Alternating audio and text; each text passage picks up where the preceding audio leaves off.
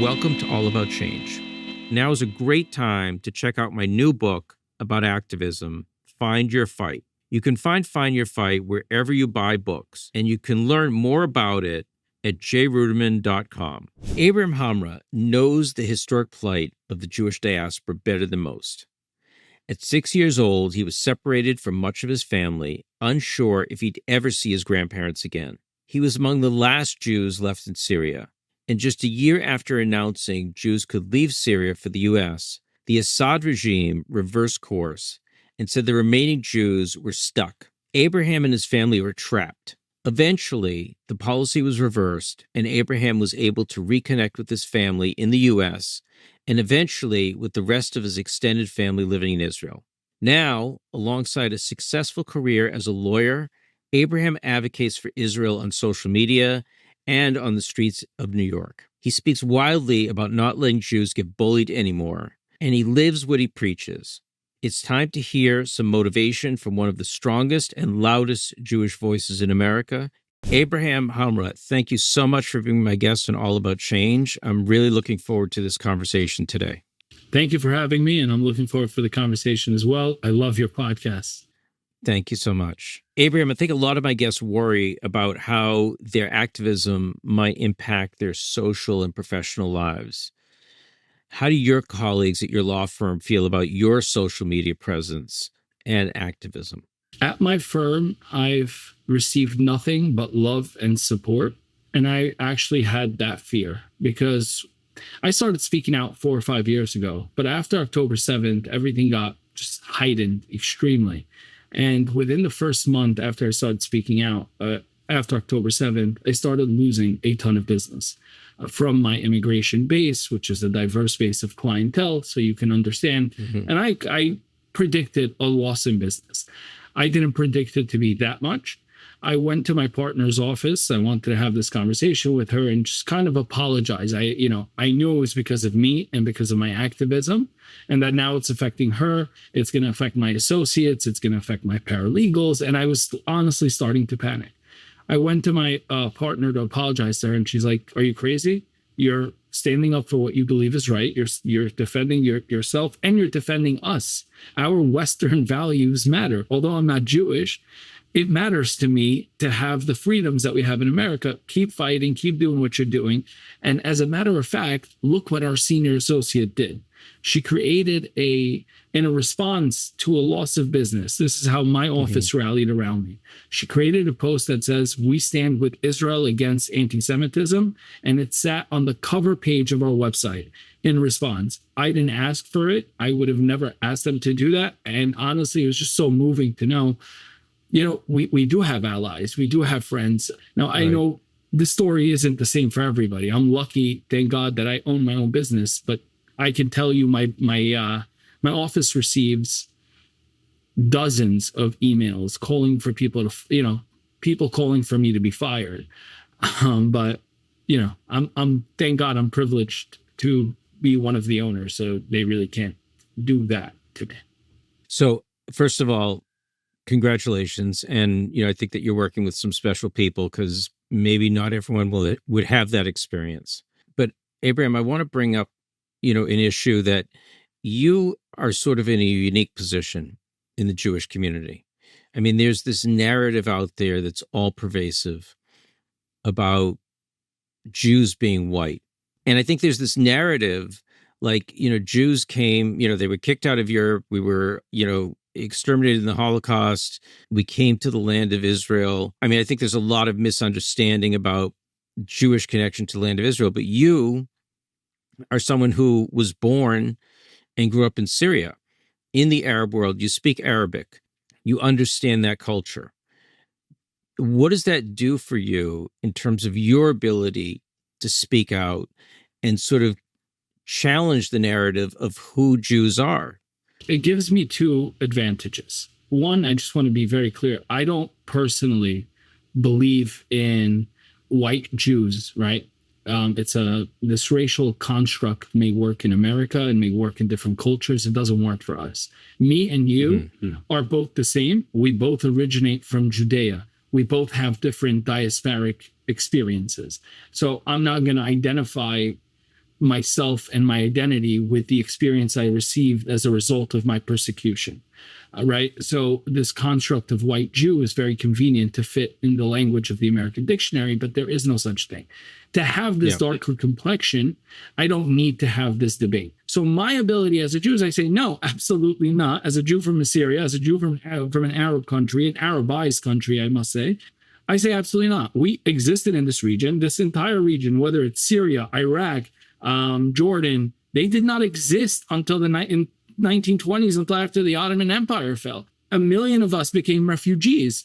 We always lived as dhimmis in this area. We've always existed here since the beginning of Islam. Palestinians accepted us. The entire notion of the Palestinian ideology came from the Hajj Amin Husseini. In the 1930s, he was kicked out of Jerusalem by the British, went and collaborated with the Nazis, went over to Iraq, started a coup, replaced the new prime minister with a man named Rashid Ali. It led to the Farhud and the expulsion of 150,000 Iraqi Jews, most of which went to Israel in 1941. So as somebody from an Arab country, as a Jew from an Arab country that lived, that I didn't live, my ancestors lived before 1948 as dhimmis, as third-class citizens subjected to paying jizyas and taxes and having all these restrictions, even though this land we occupied prior to the Arab colonization of it. I say, fine, you believe Palestinians deserve a state. Everybody deserves a state. Syria deserves a state. Lebanon. What about the Jewish minority population of the Arab world? Did we not deserve a state? Yeah, I think that there's so much to unpack of what you're saying. Your lives as a lawyer and social media activist seem to have collided recently, with you filing a lawsuit against Al-Jazeera for libel. Well, in New York, a Jewish refugee from Syria is taking on Al-Jazeera in federal court, accusing the Qatar-backed network of libel and anti-Semitism. You've spoken a lot about Jews need to stand up for ourselves, and here you're doing just that. How's the past month been for you since filing the lawsuit? Absolutely. My mother watches Al Jazeera and other Arabic news channels, right? At home, we speak Arabic. We have Arabic TV. And so my mother was much older, obviously, when she came to this country. So ever since I started talking about, there's this innate fear that exists within her heart about, okay, what's going to happen to you? Because if you would do this in Syria, this would happen. A news article would be published, like my great uncle was imprisoned, right, in Syria for protesting the Assad regime in Syria, and they had to ship him out. So she always had this fear. And so I went to Israel. I went to Italy. I promised my daughter a grand bat mitzvah, and she turned 12 before I was able to gather enough money to throw her this grand bat mitzvah. So instead of doing that, I told her, let's take a family trip. We'll go to Italy for a few days, and then we'll go to Israel for 2 weeks. So, we'll see all these sites. We'll really visit our country, our homeland, Israel. And she was with it. We took the trip. We went to the Amalfi Coast for a couple of days. We went to Israel. We're vacationing. Really. And I'm just showing my kids the sites. I took them to Sderot. I took them to Nova, all on my dime. I paid through the nose for this stuff, like between El Al and hotels.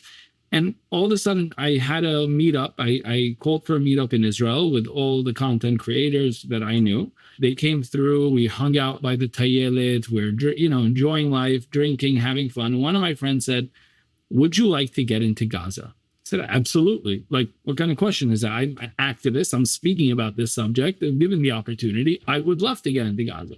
He said, let me see if I can try and help facilitate that. I said, thank you. Texted me, I can get you into Gaza.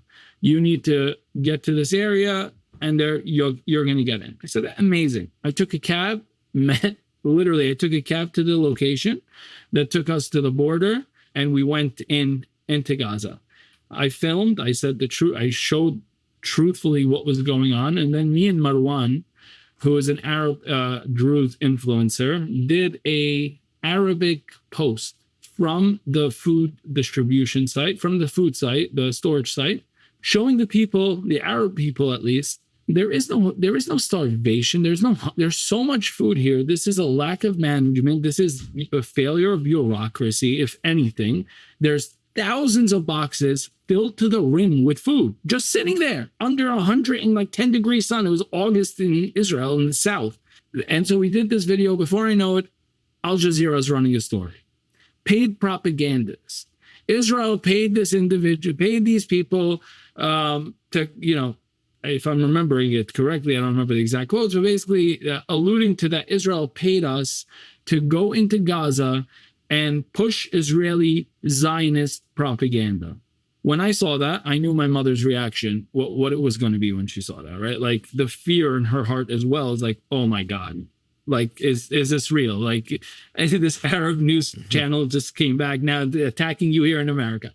I saw that and I was flabbergasted. I'm like, hey, no, nobody paid me anything. I had to work my butt off to make this money, and it cost me a lot. Like, it wasn't just let's go take a vacation. It was something I had to work up for. I had to save. I didn't come from wealth. Everything I build, everything I do, I have to work very hard for. And to see this article about me as this propagandist, as this person that gets paid by a foreign government to go and push their propaganda, it pushed me over the edge. I said, look, if I could ignore it, I could say, screw them, they're lying, and make a video and but I'm like, absolutely not. I want to send a message that you cannot come back here and think you're going to run the same type of things you did to us back in those countries, where they run a story and say, this businessman is doing this, and a mob comes and lynches this businessman, or discriminates against that community, or more danger exists. I said, in those countries, they're right. We didn't have the right. We couldn't fight back. The government had your side. We were dhimmis.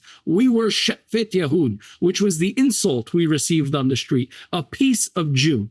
But not here, not in America. It's not what my father, my mother came here with 4 children, restarted their entire life to give us an opportunity in a country that promises you equality, protections, and gives you the right to fight back.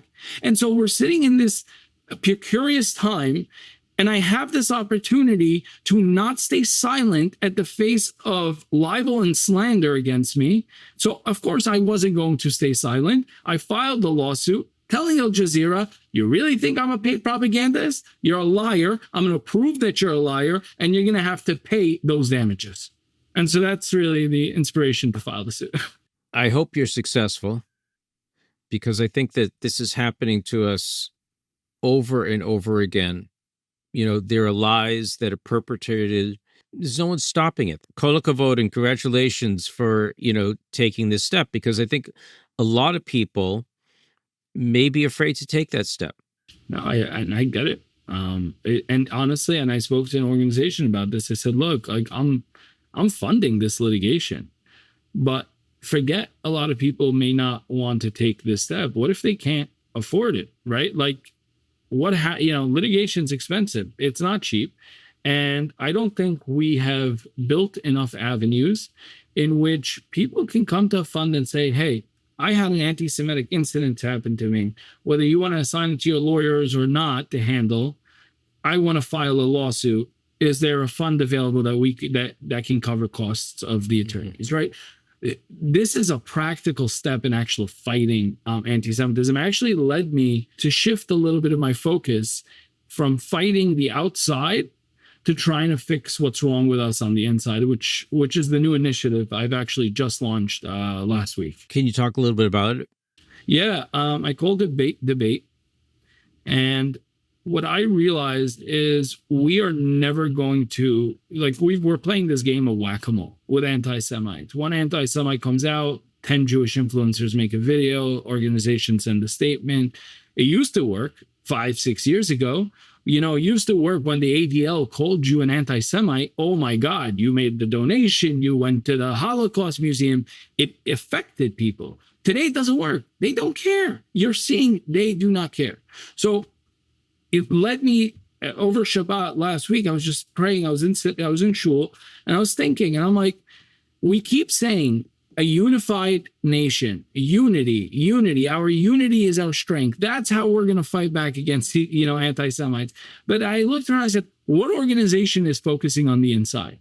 What organization is truly focusing on fostering and creating a strong and connected Am Yisrael and a nation of Israel? How do we share disagreements so we can learn from one another, right? Like, I'm not Reform and somebody may not be Orthodox. But how am I going to know your perspective, and how are you going to know my full perspective if we never have this dialogue? And so the whole idea of Beit Debate is really based after the Beit Midrash. It's a space for all types of Jews, Zionists, anti-Zionist, whatever they want to be. If you're Jewish, you're welcomed at Beit Debate. And we have debates. We have debates structured on a way of the ancient rules of the Gemara, where there's two debaters. One person, each person gives 5 minutes, whatever. There's a whole debate structure. After the debate ends, it's a very Jewish structure of the debate, but after the debate ends, you move on to breaking bread portion of the event, where you cannot speak about the debate topic, but instead, you're going to have to start learning about each other's humanity, right? Like, what's your name? What's your favorite color? Because I bet you, even the one that believes in their anti-Zionist cause, if they come to these events enough, and they develop that human connection with a Zionist enough, they're going to think 4 times before they come up on a screen and misrepresent what Jews in totality or in majority actually believe. Because now they have personal contacts that's going to call them out. Right now, they live in their silo. They live in their bubble. They've been to their synagogues that tell them Tikkun Olam is the way we fix the world. And that is our commandment of being Jewish. Nobody has challenged that notion for them. They haven't heard a different perspective on that, right? And so all of a sudden, the rabbi's like, oh, Tikkun Olam means pushing DEI. We need to push inclusion. They're so worried about including Islamists that they're offending and hurting and whatever other word they want to use, the Jewish refugees of Arab countries. Are we not the same? Do you not have consideration for us? Do you not include us? And I've challenged many Reform synagogues on this. I'm like, where is your annual day of commemoration for the Jewish refugees of Arab countries? That's on November 1st. None of them have it. Then you can't expect this poor whatever person who grew up from a young age in the synagogue, learning about Tikkun Olam in a wrong way, and then being applied in a wrong way, not knowing our existence, and saying, you know what, I'm with the Palestinians. It's logical that she's going to go to that decision. If she has a heart, she'd go to that area. But we're not having these conversations. And I believe in having those conversations with people. So that's really my new initiative. And after I announced it, hundreds of people stepped up and wanted to volunteer for the organization all over the world. Marnie Pearlstein in Australia, in Sydney, we're discussing opening a chapter over there. I have people in the UK, in Ireland, and this is all grassroots. That's the initiative, because I believe we need to put more focus. Not saying abandon the fight outside. We should continue pushing back on anti-Semites, but we need to start bringing it back in and seeing what does our community need? How do we help foster a strong, united, and growing Jewish community in America? Well, Abraham, first of all, I want to thank you for your insights and thank you for your activism. I think you play an important role in our country, in our community, and I'm going to wish you to go from strength to strength. Amen. Thank you. Thank you so much, and thank you for this podcast and for the interview. I really do appreciate it. Thank you for being part of the All About Change community. We aim to spark ideas for personal activism, helping you find your pathway to action beyond awareness. So thank you for investing your time with us, learning and thinking about how just one person can make the choice to build a community and improve our world. I believe in the power of informed people like you to drive real change, and I know that what we explored today will be a tool for you in that effort. All right, I'll see you in 2 weeks for our next conversation, but just one small ask. Please hit subscribe and leave us a comment below. It lets us know that you value this content and it supports our mission to widely share these perspectives. If you're looking for more inspiration, check out this next video. I chose it for you, and I know you're going to enjoy it. I'm Jay Ruderman. Let's continue working towards meaningful change together.